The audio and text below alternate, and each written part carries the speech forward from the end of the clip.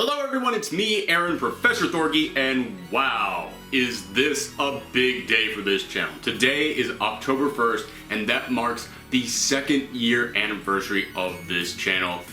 I just want to thank every single person out there who has been supporting this channel. I have been really impressed with the growth that this channel has seen over the last year. So I just want to make this video to A, thank you guys for that.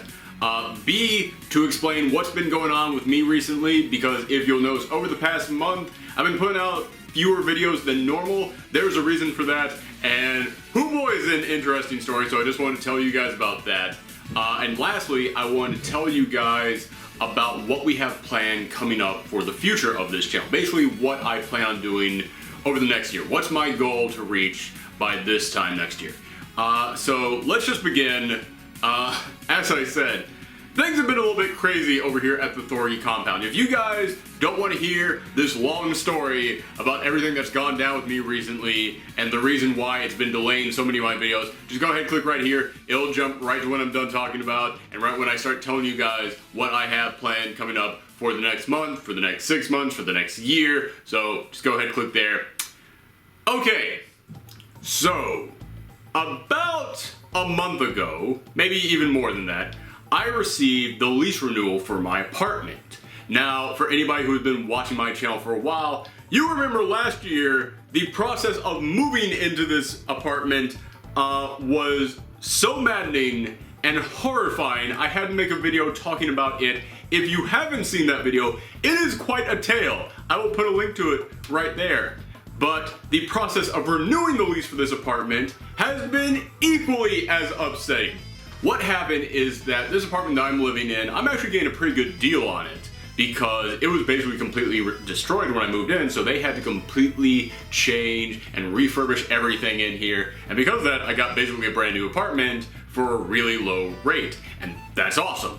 However, when I got the lease renewal, they were going to bump the rent up by $500, which they've been telling me over the past year. Whenever I got my rent check, it would say, hey, just so you know, we're taking $500 off your rent because it was completely destroyed when you moved in. It's like, all right, totally understandable. They are legally allowed to raise it back up to the normal rate when I renew my lease. However, I could not pay that, and I did not want to have to move again. So I called them up and I said, hey, yeah, listen, I have been getting $500 off on the rent every single month. I understand it's going to go up, but I can't afford for it to go up to its regular price. Is there anybody I can negotiate this with? And so they said, well, you have to talk to the building manager. So I called up the building manager and I talked to him, and he said, well, it has to go up by something. How about it just goes up by $50? I was like, that's awesome. I can do that. That's great. $50 is only 1/10 as bad as $500. So yes, absolutely, we can do that. And he goes, okay, I'll have them print up a new lease and they'll send that right over to you. I was like, awesome.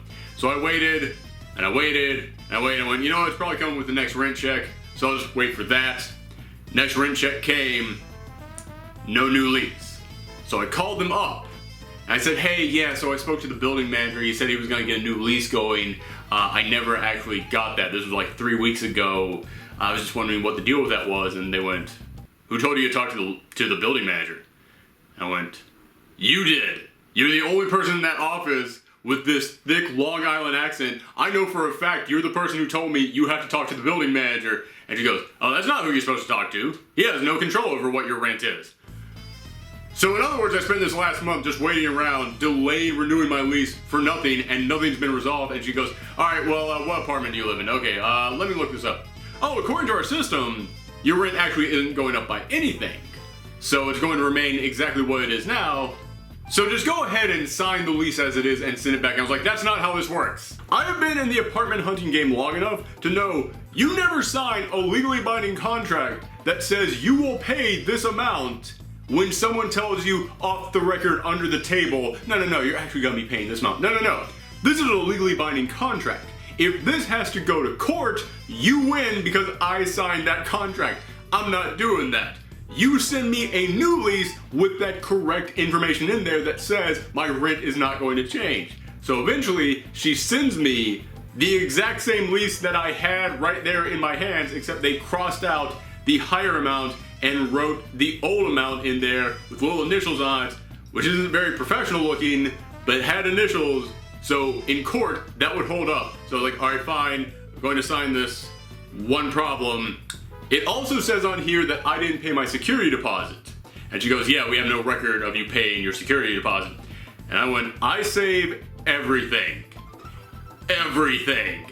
Every piece of information about what I have spent money on, I have saved going back years. So I have the receipt for when I moved into this place that shows I paid the security deposit. I faxed that over to them.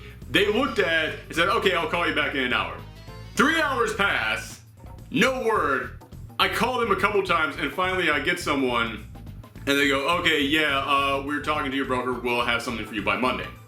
I call them back on Monday and I go, yeah, can I speak to this person? And they go, oh, Friday was their last day. They don't work here anymore. I swear to you that is true. She didn't say anything to me about this on the phone, nothing like that. Maybe she was fired, who knows, and she didn't even know she wouldn't be there. But yeah, and the people I was speaking to had no idea what was up. So I had to re-explain this entire situation to them, and then they go, oh, okay, well, we've got the facts right here, shows that you paid the security deposit. We gotta get in touch with the broker. They got in touch with the broker. The broker had sent them the security deposit that I gave them, but they marked it as rent.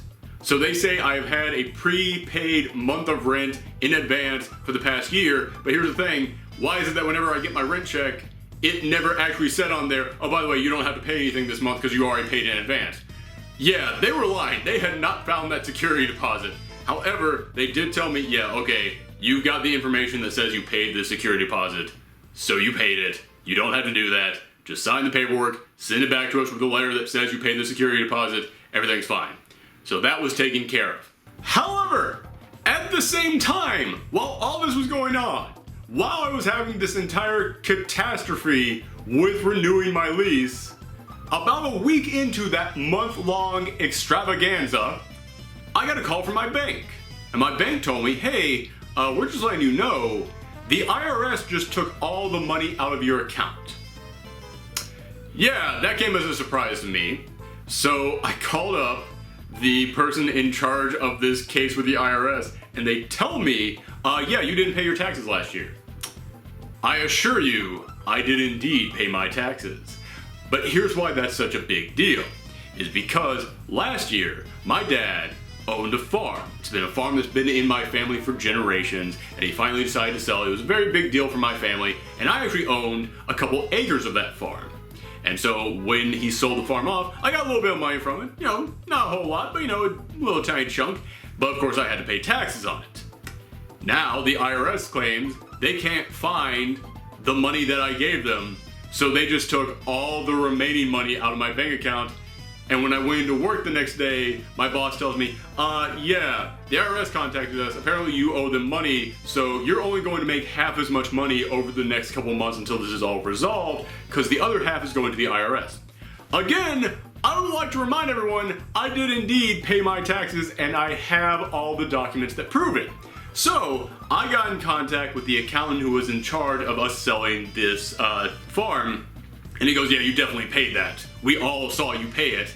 So he sent them a copy of the check that showed that I paid for it. I sent them a copy of the check that showed that I paid for it. My dad, who also had a copy of all this, sent them a copy of the check that showed that I paid this amount. The IRS, every single time that I got in touch with them, they said, yeah, we can't read that check you sent us. It doesn't matter who sent the check to them, what version of it we sent. They just said, yeah, we can't read that. There's like a little tiny line down at the bottom that's important information. We can't make that out. So this was driving me nuts. We kept sending her check after check after check, and she just kept saying that she couldn't read it, no matter how clear it looked to us or how big we blew up the picture. And finally, my dad told me, yeah, this happens every election year, because he paid taxes on that farm for decades. And he said every single election year, people at the IRS, they're up for promotion, they're up for possibly getting fired, so they want to look as good as possible. And if they didn't find the money that I gave them by the 28th, they were going to take the money out of my account. And I knew exactly what she was doing. She was trying to run down the clock. Of course she could read those checks we were sending her, but she just kept saying, oh yeah, I can't read that. By the 28th, they took the money out of my bank account, and then of course they could give it right back to me and say, oh no, we found it, everything's fine. However, she would still look good because she's the one who got that money from me. She's the one who went, aha, he didn't pay his taxes. She was simply trying to run down the clock. Problem is, that means I would not have the money in my bank account until sometime into October. My rent is due at the end of every single month, and after everything that I had just been through trying to renew this lease, and how much everyone at the landlord's office must hate me at this moment, if I didn't get them a rent check on time, they would probably look at it and go, yeah, you know what, screw it, you're not getting your lease renewed. And if my lease did not get renewed, I would have to find a new apartment within the course of a month, which is really hard to do in New York City and in Brooklyn and all the surrounding boroughs. And if they took the money out of my account, then my credit score would be absolutely obliterated. You can't owe money to the IRS and not have your credit score just destroyed. And as hard as it is to find an apartment in New York within a month, it's next to impossible to find it with bad credit and no money in your bank account. So this was driving me insane. So finally, we got in touch with the bank that handled the whole procedure with handling the sale of the farm. And the bank went, that's our money you're trying to take. Not gonna happen. We've got the digital scans of the check. They sent that to the IRS, and the digital scans are perfect, crisp, clear, 100% legible images, and the IRS can't really look at that and go, we can't read that, because then that's on them. And also, the bank is not going to allow you to just take all this money. They're going to be mad if that happens. So as soon as I got the bank on my side, the IRS finally admitted defeat. They finally went, all right, fine. You can keep your money. I guess you actually did the right thing and paid us. Which, I'm sorry, I want like a handwritten apology letter from them after all this stuff they put me through. So I had the stuff with the lease going on at the exact same time as the IRS thing going on, and the only thing that was giving me comfort during all this was me saying, well, at least the YouTube channel is doing fine. At least I'm getting support from that. And even if all this goes wrong with the IRS, at least I have this, which is basically now paying me as much as a part-time job at this point. I've at least got something coming in. Here's the thing. The third thing that happened while all this was going down is that my Batman vs. Superman review, which is not my most popular video, but you know, it's up there. It's one of my more popular videos. It's a video that everybody likes. It's a video that a lot of people found my channel through. I opened that video up with a skit of me walking out of the theater and walking home with sad piano music playing over it. That sad piano music was copyright free. It was a public domain song. It was a song made specifically to be used free of any legal contracts. It was a completely royalty-free song. That's the word I was looking for, royalty-free. I'm getting jumbled up in my story here. But yeah, so I was like, yeah, I've had that up there for 6 months. There's been no problems with it at all. As these two things were going on, in the midst of all that, I got an email from YouTube saying, hey, there's a copyright claim on your video now, and don't worry, you're not in trouble with us, but all the money that you would make from that video is now going to go to the person who owns this song. And I said, what do you mean who owns this song? It's a royalty-free song. It was made specifically to be used royalty-free for anyone to use. I followed the links to find who they say owned it. It is some low starter level hip hop band, like some street level hip hop band, like the guys who hand you out those albums on the street and go, hey, big man, come on over here. I got you a new record. You're gonna love this. Come on, $5. I don't know if anybody else around the world knows those guys, but in New York City, they're on every single street corner. But it is some like low starter level hip hop band. They used that same royalty-free piano song in one of their songs. They played like 30 seconds of it at the beginning of their song. It's a 2-minute long song, by the way, so I know for a fact they did not make that song. However, they then used it in their song, which, as I said, it's royalty-free. They are perfectly allowed to do that. However, they then copyrighted that song, which used 30 seconds of that sad piano music, and it was the same 30 seconds that I used in my video. Which means YouTube then looked at their video and said, oh, Well, they copywrote that, so clearly they invented that royalty-free song and they're copyrighting it now. We're going to take all your money. You want to know what the kicker is in all this? My review of Batman vs Superman that used that piano music came out before their song did. Before their song that used that same piano music came out, my Batman vs Superman review came out. So, in a weird way, I should be suing them.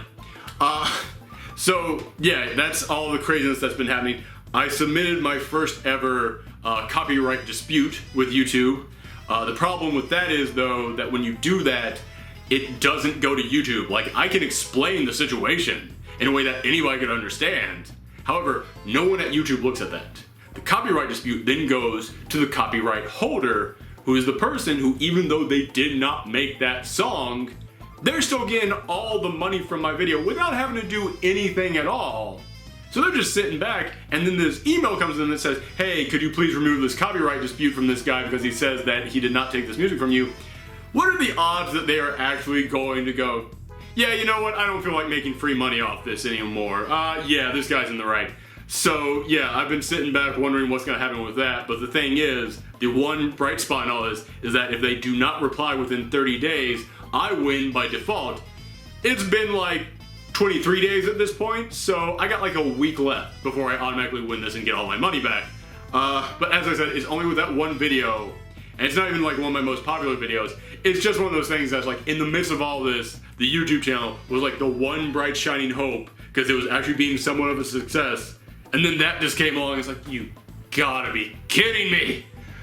But it's all been resolved now. The rent is taken care of. The lease has been renewed for the same original price. I have multiple documents that prove the rent is going to be the same price, so if a moving van shows up on November 1st saying, hey, we're moving into this place, I got documents that say, no, you're not. And also, I got those documents from the IRS saying, okay, we know that you actually did pay your taxes, now I just gotta wait another week for the thing with YouTube to be resolved.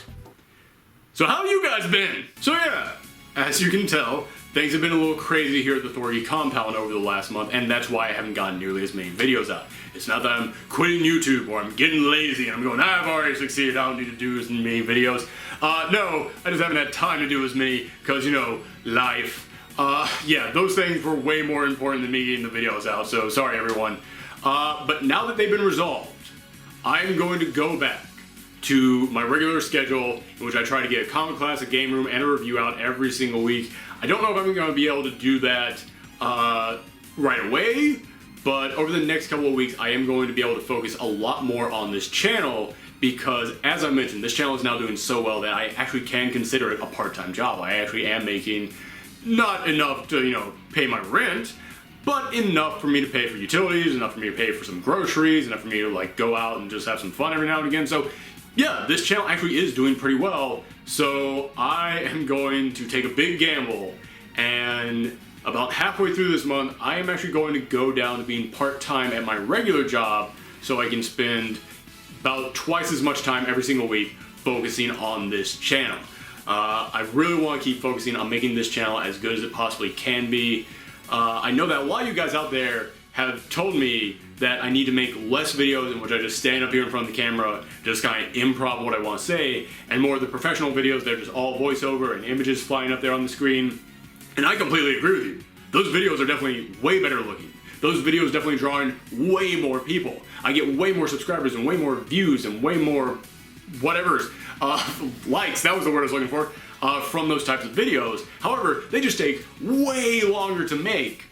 But if I can now start focusing about twice as much time on this channel as I have been focusing on, I am going to start getting out there way more videos like this. So you're going to get way more editorials, which actually has been a huge success, and I am glad that it has been a success because that's kind of what everything on my channel is. Everything on my channel is basically just opinion pieces, so I love actually having a more professional looking video that just spotlights opinion pieces. You're also going to start seeing a brand new show that I've been wanting to do for the longest time, and if I can actually focus more on the channel, I'm going to start doing that. I don't know what the name of it's going to be yet, but it's basically a show in which whenever like they announce a movie or television adaptation of some geeky property, whether it be a comic book, video game, or whatever, I'm going to come in here and give you my pitch for it. I'm going to cast the show, give you my idea for what the show should be about, give you an idea for what the story should be, basically, stuff like that. I think it's going to be fun. It's going to be an experiment. I hope that you guys enjoy it when it eventually comes out. But also, speaking of more professional looking videos, because I have hit 10,000 subscribers, I recently got to go to the YouTube studios here in New York. And for anybody who has 10,000 subscribers, you can go to their YouTube studios and use all of their fancy looking equipment. You can use all their sets, record in there, and that's great because I love my little tiny camera, but yeah, if I'm gonna make more professional looking videos, I need some good lighting, I need some good audio equipment, especially audio equipment. That's one of the most important things out there. And I need just a better looking camera, and I can get all that there, and I can actually record on their sets, and that's amazing, and I am super excited to do that. Problem is, before I could sign up for their services to go and record at their studio, I had to sign legal documents and pass a test in which they basically told me, hey, you can do whatever you want with your channel, but if you record anything here, any video that uses stuff that you record here, it cannot have any images you don't own. It can't have any symbols you don't own. It can't have any music you don't own. It can't have any video clips you don't own. And when I heard, oh my god, I'm gonna be able to go there, that's great. I can go in there, do all my reviews, do comic class, I can do every single thing there. But after filling out all these forms and all this information, I realized, no I can't. Because how am I gonna do comic class over there if I can't actually show any images of the comics? How am I gonna do my movie reviews over there if I can't actually show any of the clips from the movies? Yeah, I'm still gonna go over there and use it because it's an amazing set. There's so many resources there. It's an incredible location. But at the same time, I have no idea what to do there. All I can think is like actually going in there and actually just filming skits, but the skits would have to have nothing to do with anything. Like, I couldn't like film a skit of like movie for one of my reviews, because then I would have to use the clips. So yeah, let me know in the comments down below, what the heck do you think I should use that theater for? What the heck should I use all these new amazing resources that I have at my disposal for? Because all the things I do on my channel are things I couldn't really do at this studio. So yeah, I'm going to definitely use it. I just don't know for what yet. But hey, it'll be a fun adventure trying to figure it out. But speaking of suggestions, I of course want to hear from you guys. Let me know in the comments down below, what do you want to see me do over the next year? What are goals that you want me to have for the next year? What suggestions do you have to help me grow this channel? What are some things that you want to see me do on this channel that I don't normally do? I know that I have a ton of viewers out there who are comic book fans, and you guys probably want me to do more comic book videos.